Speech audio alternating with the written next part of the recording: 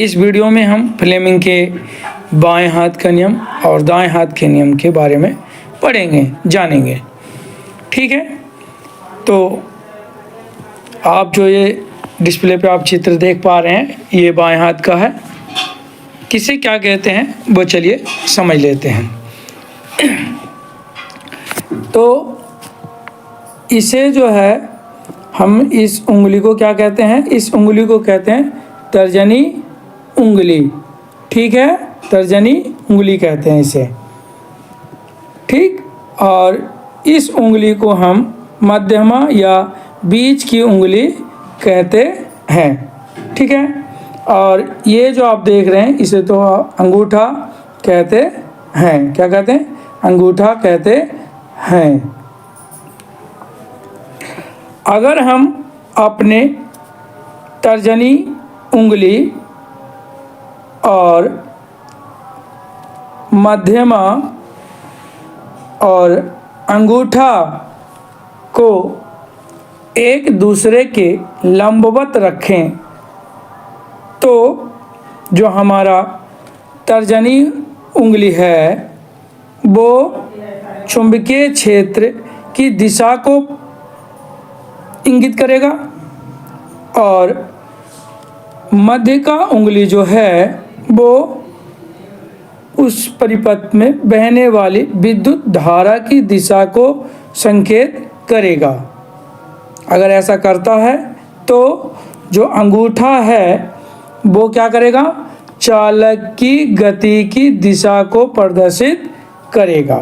ठीक है, चलिए अब इसे कॉपी में कैसे नोट करना है जो आइए देखते हैं। हेडिंग लिखेंगे हम फ्लेमिंग के बाएं हाथ का नियम। इस नियम के अनुसार अपने बाएं हाथ की तर्जनी, मध्यमा और अंगूठा को इस प्रकार फैलाया जाना चाहिए कि ये तीनों एक दूसरे के परस्पर लंबवत हो। यदि तर्जनी चुंबकीय क्षेत्र की दिशा, मध्यमा यानी बीच की उंगली चालक में प्रवाहित विद्युत धारा की दिशा की ओर संकेत करे तो अंगूठा जो है वो चालक की गति का दिशा प्रदर्शित करेगा। ठीक है, एक बार फिर दोबारा से सुन लीजिए। फ्लेमिंग के बाएं हाथ का नियम क्या कह रहा है? कह रहा है इस नियम के अनुसार हम अपने बाएं हाथ की तर्जनी, मध्यमा और अंगूठा को इस प्रकार फैलाया जाना चाहिए कि ये तीनों एक दूसरे के परस्पर लंबवत हो। यदि तर्जनी चुंबकीय क्षेत्र की दिशा और मध्यमा बीच की चालक में प्रवाहित विद्युत धारा की दिशा को प्रदर्शित करता है तो अंगूठा जो है वो चालक की गति की दिशा को प्रदर्शित करेगा। ठीक है, अब हम फ्लेमिंग के दाएं हाथ के नियम के बारे में देखेंगे। आप जो डिस्प्ले पे देख रहे हैं वो दाएं हाथ का चित्र है और इसे हम क्या कहते हैं? तर्जनी उंगली कहते हैं। ठीक है, और इस उंगली को हम क्या कहते हैं? मध्य की उंगली या मध्यमा। क्या कहते हैं? मध्यमा। ठीक है, और ये जो है ये क्या है? अंगूठा है। क्या है? अंगूठा।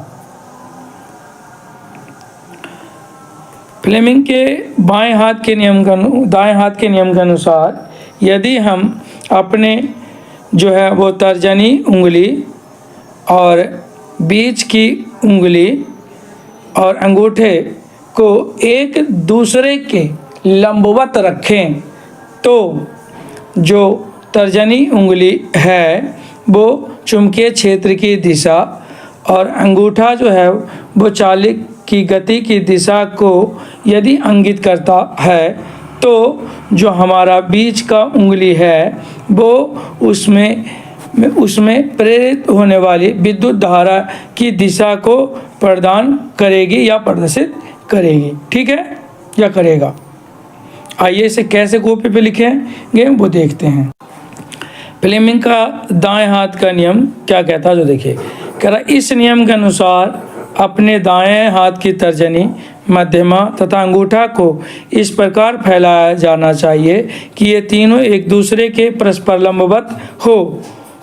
ठीक, यदि तर्जनी चुंबकीय क्षेत्र की दिशा की ओर तथा अंगूठा चालक की गति प्रदर्शित करता है तो मध्यमा यानी बीच की उंगली जो है वो हमें परिपथ में प्रवाहित होने वाली प्रेरित धारा की दिशा प्रदान करती है। ठीक है, इस वीडियो को अगर आप 2 बार देखते हैं तो आपको पूरा ही फ्लेमिंग के बाएं और दाएं हाथ के नियम समझ में आ जाएगा। ठीक है, फिर मिलते हैं अगले वीडियो में। जब तक के लिए आपका दिन अच्छा हो और आप स्वस्थ हों, ऐसी हम कामना करते हैं। जय हिंद, जय भारत।